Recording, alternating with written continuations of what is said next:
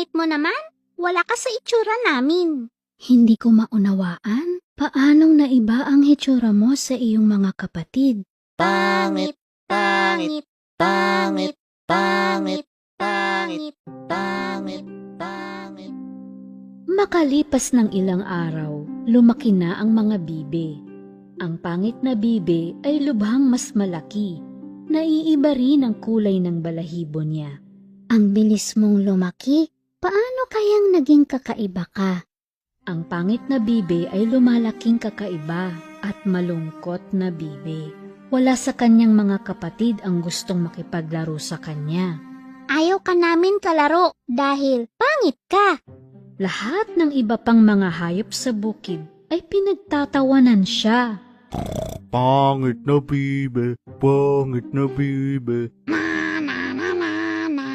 Pangit na bibe.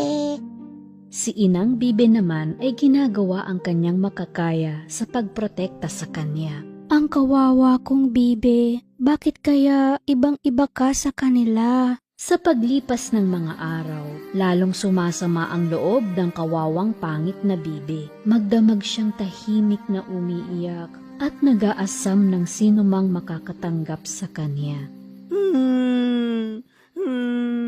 Bakit ba ang pangit ko? Bakit hindi ako naging katulad ng mga kapatid ko?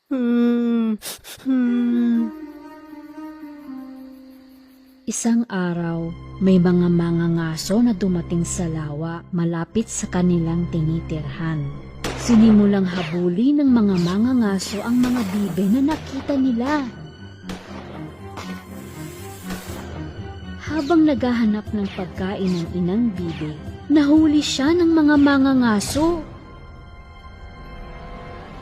Walang alam sa mga pangyayari, ang kawawang pangit na bibe ay naghihintay hanggang umaga sa kanyang ina. Ang kawawang bibe, di niya alam ang gagawin. Una siyang lumapit sa aso, pero tinaboy siya ng aso. Alis!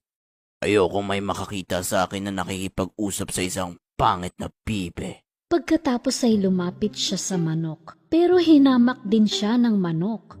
Maging ako ay mas maganda sa'yo. Bak, bak, bak, bak, bak, bak, bak. Napakalungkot ng pangit na bibe. Walang may gusto sa akin dito. Kung hindi babalik si nanay, wala nang dahilan para manatili ako dito. Nang umaga rin yun, nagpa siyang umalis ang pobreng bibe.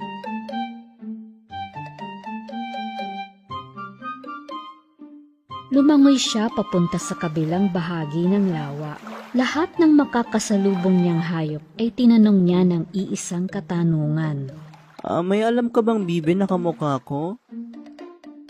May alam ka bang bibe na kamukha ko? May alam ka bang bibe na kamukha ko? Iisa lang din ang sagot mula sa kanilang lahat. Hindi pa sila nakakita ng ganoong klaseng bibe. Nagpatuloy ang bibe sa kanyang paglalakbay hanggang sa makarating siya sa isa pang lawa. Tinanong rin niya ang mga gansa na naroon. Wala. Naku bata, hindi ka dapat nandito. May mga ngaso sa paligid. Mabuti pa, umuwi ka na. Malungkot na nagpatuloy sa paglakad ang bibe. Maya-maya ay narating niya ang isa pang lawa. Ngunit walang hayop doon. Mag-isa lang siya. Kung walang may gusto sa akin, dito na lang ako magtatago magpakailanman. Lumipas ang maraming buwan. Kahit nag-iisa lang siya, ay masayang masaya siya. Isang araw, nakita niya ang isang kawan ng mga puting ibon na may mahabang leeg. Patungo sila sa timog. Buong paghanga niyang pinagmasdan ang mga iyon. Ang gaganda nila! Nais kong maging katulad nila. Dumating ang taglamig at nagsimula ng magniebe. Ito ang unang pagniniebe na naranasan niya. At tuwang-tuwa siyang naglaro kahit matabunan ng puting niebe. Dahil sa matinding pagniniebe, nahirapang makahanap ng pagkain ang pangit na bibe. Naglakad-lakad siya sa palibot. Gutom na siya, nilalamig, at pagod na pagod. May nakasalubong siyang isang magsasaka. Naawa ang magsasaka sa kanya at ibinalot sa kanya ang balabal nito. Kaawawang nilalang. Kinaw na. Iuuwi kita at aalagaan hanggang sa lumaki ka. Tulad ng sinabi niya, inalaga ang mabuti ng magsasaka ang bibe. Nang dumating ang tagsibol, malaki na ang pangit na bibe. Para magkaroon siya ng malaking lugar na magagalawan, nagpa siya ang magsasaka na dalhin siya sa lawa. Nag-iisa siyang muli, at sa kanyang paglangoy-langoy, napatingin siya sa sariling refleksyon sa tubig. Namangha siya sa nakita niya. Nung una, hindi niya makilala ang sarili niya. Akala niya may iba sa likuran niya. Kaya pinagaspas niya ang kanyang mga pakpak at nakitang yun din ang ginagawa ng refleksyon.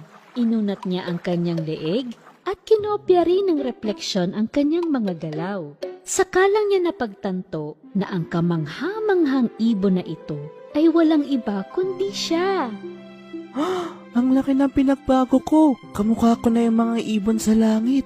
Babalik ako sa dati kong bahay. Ipapakita ko sa kanilang lahat. At masaya niyang sinimulan ang paglalakbay. Habang lumalangoy siya sa lawa, natagpuan niya ang isang kawan ng mga sisne. Dahil katulad nila siya, sinama nila siya. Hindi na siya pangit na bibe. Siya ang pinakamasayang sisne na nagpatuloy sa paglalakbay. Nakita sila ng isang batang lalaki sa baybayin. Wow! Tingnan niyo yun nasa huli. Siya ang pinakamagandang sisne na nakita ko. Oo, sa simula pa lang ay isa pala siyang sisne. Sa di sinasadyang pangyayari, ay napasama siya sa pugad ni Inang Bibe.